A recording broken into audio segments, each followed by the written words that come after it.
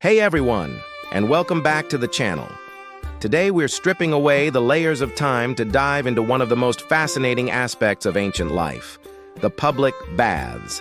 Now, when you think of ancient Rome or Greece, you probably picture epic battles, grand philosophies, or towering architecture.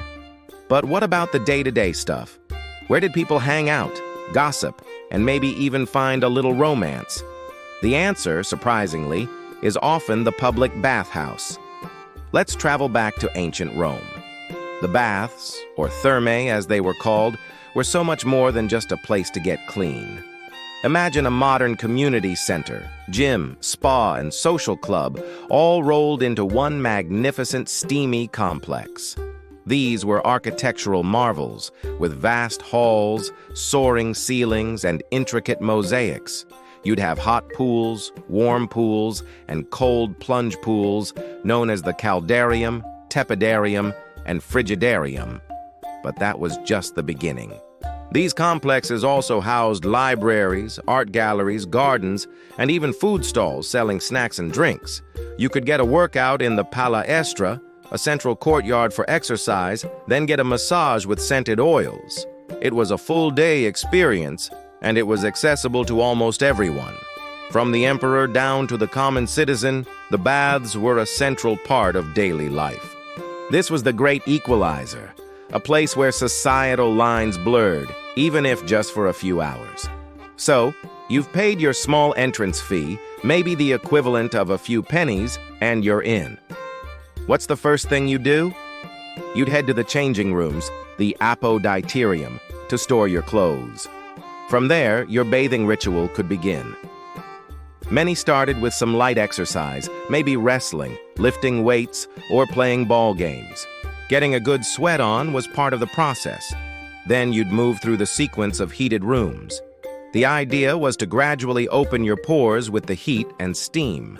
You'd scrape your skin clean not with soap, but with a special curved metal tool called a strigil. You'd cover yourself in oil, let the heat do its work, and then scrape off the mixture of oil, sweat, and dirt. It sounds a bit strange to us, but it was their version of a deep cleanse and exfoliation.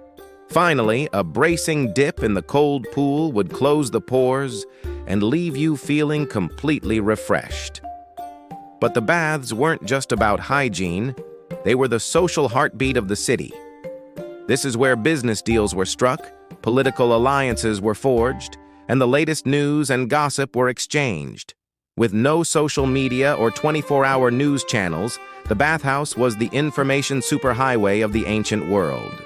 You could hear poets reciting their latest works, philosophers debating complex ideas, and merchants discussing trade routes. It was a vibrant, noisy, and bustling environment. Imagine trying to have a serious business negotiation while people are splashing, shouting, and scraping their skin nearby. It sounds chaotic, but it was completely normal.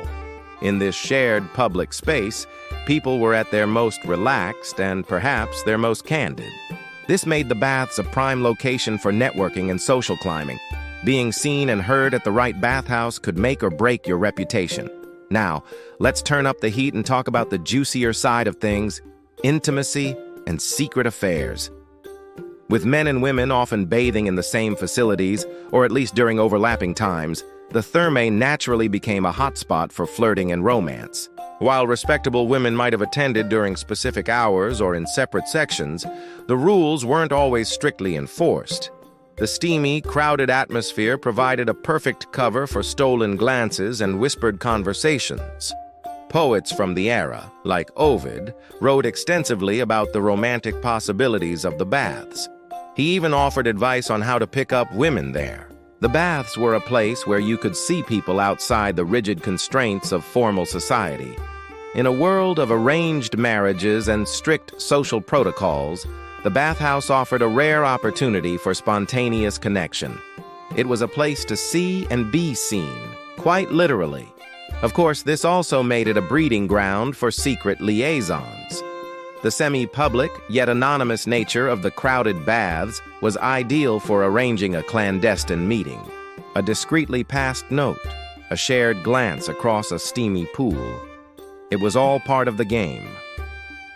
For those looking to conduct an affair away from prying eyes at home, the bustling, ever-changing environment of the bathhouse provided the perfect cover. It was a world of unspoken rules and subtle signals. This wasn't just a Roman phenomenon either. From the Hammams of the Ottoman Empire to the onsens of Japan, bathhouses have long been centers of community and social interaction. In the Islamic world, the hammam was not only for physical cleansing, but also for spiritual purification. It was a vital part of community life, especially for women, who could gather and socialize freely in a space away from men. In Japan, the onsen, or natural hot spring, has a history stretching back thousands of years. It's deeply tied to concepts of purity, healing, and connecting with nature. Like the Roman baths, onsens are places where people of all ages and walks of life come together, relax, and communicate openly. The shared experience of communal bathing fosters a unique sense of closeness and equality. But this culture of public intimacy wasn't without its critics. Moralists throughout history have condemned bathhouses as places of decadence and debauchery. Some Roman writers worried about the mixing of genders and the potential for improper behavior. They saw the baths as a symbol of societal decline, a place where traditional values were being eroded by indulgence and luxury. As the Roman Empire declined, so did the grand public baths. The immense cost of heating and maintaining these structures became unsustainable. With the rise of Christianity, ideas about the body and public nudity also shifted. The culture of communal bathing, once central to urban life, began to fade away in the West, though it continued to thrive in other parts of the world. So, what can we learn from the social side of ancient baths? They show us that the need for community, connection, and a third place, a spot that isn't home or work, is a timeless human desire. The bathhouse was the ancient equivalent of our coffee shops, pubs, and community centers. It was a place where people from all walks of life could connect on a human level. It reminds us that intimacy isn't just about romance, it's also about friendship, community, and shared experience. The ancient bathhouse, in all its steamy, noisy, magnificent glory, was a testament to the social nature of humanity. It was a place to cleanse the body, but also to nourish the soul.